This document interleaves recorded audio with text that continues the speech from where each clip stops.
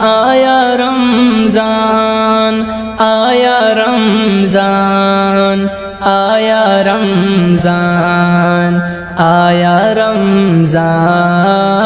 الحمد للہ رب العالمین والعاقبۃ للمتقین والصلاة والسلام علی سید الانبیاء والمرسلین محمد وآلہ واصحابہ اجمعین، اما بعد فاعوذ باللہ من الشیطان الرجیم، بسم اللہ الرحمن الرحیم، یا ایہا الذین آمنوا کتب علیکم الصیام کما کتب علی الذین من قبلکم لعلکم تتقون، صدق اللہ العظیم۔ بزرگان محترم، اللہ کے نیک اور صالح بندو، رمضان المبارک کا یہ مہینہ مومنین کے لیے برکت والا مہینہ ہے۔ یہ مہینہ مومنین کے لیے رحمت والا مہینہ ہے۔ یہ مہینہ مومنین کے لیے اس مہینے میں بڑے فضائل رکھے ہوئے ہیں۔ اس مہینے کے اندر گناہوں کی بخشش و مغفرت، نیکیوں کے حصول اور بھلائیوں کے حصول، اللہ کو راضی کرنے اور منوانے کا بہترین موقع ہے۔ ہمیں چاہیے اس مہینے کے اندر ہم اللہ تبارک و تعالیٰ کی فرما برداری کریں۔ اس مہینے کی ہم جس قدر ممکن ہو سکے قدر کریں۔ اس مہینے کی قدر یہ ہے کہ نمازوں کا اہتمام کریں، جنت کا سوال کریں، جہنم سے پناہ مانگیں، جنت کی نعمتوں کے مستحق بنیں، عبادت میں لگ جائیں، قرآن کی تلاوت سے اپنے دن و رات کو معمور کریں۔ آج عام طور پر یہ تصور کیا جاتا ہے کہ رمضان کے مہینے کے اندر صبح ہمیں دن میں روزہ رکھنا ہے اور رات میں تراویح پڑھنی ہے، لیکن یہ مہینہ اس تصور سے بہت آگے ہے۔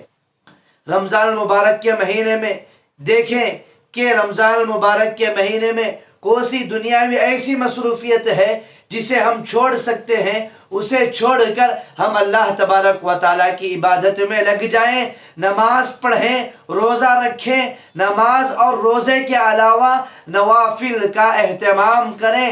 وہ نوافل جسے ہم رمضان کے علاوہ میں پڑھنے کی ہمیں توفیق نہیں ہوتی، خاص کر کم از کم رمضان المبارک کے مہینے میں ہم ان نوافل کا اہتمام کریں، تہجد کا اہتمام کریں۔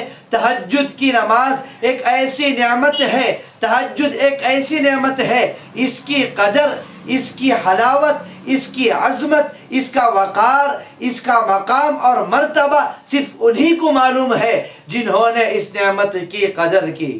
اللہ کے نبی صلی اللہ علیہ وسلم نے تمام عمر اس کا اہتمام فرمایا ہے۔ نبی صلی اللہ علیہ وسلم رات میں نماز پڑھ رہے ہیں، پیچھے سے حضرت عائشہ رضی اللہ عنہا فرماتی ہیں، آپ تو بخشے بخشائے ہیں، آپ اتنا کیوں روتے ہیں؟ اللہ کے نبی صلی اللہ علیہ وسلم جواب میں فرماتے ہیں، کیا میں اللہ تعالیٰ کا شکر گزار بندہ نہ بنوں؟ بزرگان محترم، ہمیں چاہیے رمضان المبارک کے مہینے کے اندر ہم جس قدر ہو سکے نوافل کا اہتمام کریں۔ آپ سحری کو تو اٹھتے ہیں، اس کے ساتھ ساتھ آپ یہ فکر کریں 5-10 منٹ پہلے اٹھ جائیں، تہجد پڑھیں، اللہ تبارک و تعالیٰ کے سامنے روئیں، گڑ گڑائیں، توبہ کریں، پچھلی زندگی سے توبہ کریں۔ اے اللہ، اب تک کی زندگی ہم نے تیری نافرمانی میں گزار دی ہے، اے اللہ بقیہ زندگی اے اللہ تیری فرما برداری کرتے ہوئے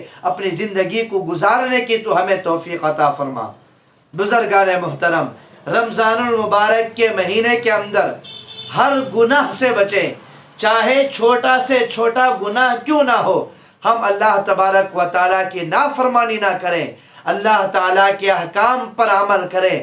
رمضان کا مہینہ ہو یا رمضان کے علاوہ ہو، اگر ہم کوئی بھی گناہ کرتے ہیں، کوئی بھی نیکی کا کام کرتے ہیں، تو اللہ تبارک و تعالیٰ کے فرشتے اسے محفوظ کر لیتے ہیں۔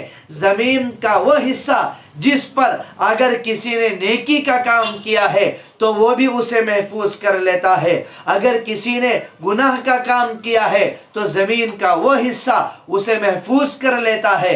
حدیث پاک میں ہے، سرکار دو عالم صلی اللہ علیہ وسلم نے فرمایا، زمین کا وہ حصہ اگر کسی نے زمین کے کسی بھی حصے پر اگر اس نے نیکی کا کام کیا ہے تو وہ اسے محفوظ کر لیتا ہے۔ کل قیامت کے روز اللہ تبارک و تعالیٰ کے سامنے وہ زمین کا حصہ یہ گواہی دے گا، اے اللہ فلاں آدمی نے فلاں دن فلاں مقام پر اس نے یہ نیکی کا عمل کیا تھا، اور اگر اس کے برخلاف اگر کسی نے گناہ کا کام کیا ہے تو زمین کا وہ حصہ اس کے خلاف گواہی دے گا، اے اللہ فلاں آدمی نے فلاں وقت فلاں مقام پر تیری نافرمانی کی تھی۔ ہمیں رمضان المبارک کے مہینے کے اندر یہ بات اپنے ذہن میں رکھنا چاہیے، اپنے دل کے اندر بٹھانے کی ضرورت ہے کہ رمضان کے مہینے کے اندر ہم روزہ رکھنا چاہیے۔ اگر مہینے کے اندر بلا کسی شرعی عذر کے اگر ہم روزہ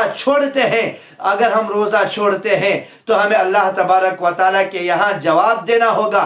رمضان المبارک کے مہینے کے اندر ہم کوئی گناہ کا کام کرتے ہیں تو ہمیں اس وقت یہ خیال کر لینا چاہیے ہمیں اللہ تبارک و تعالیٰ دیکھ رہے ہیں۔ اللہ تعالیٰ سے دعا ہے اللہ تعالیٰ ہم تمام کو رمضان المبارک کی صحیح قدر کرنے کی توفیق عطا فرمائے، آمین۔ وآخر دعوانا الحمدللہ رب العالمین۔ آیا رمضان، آیا رمضان، آیا رمضان، آیا رمضان۔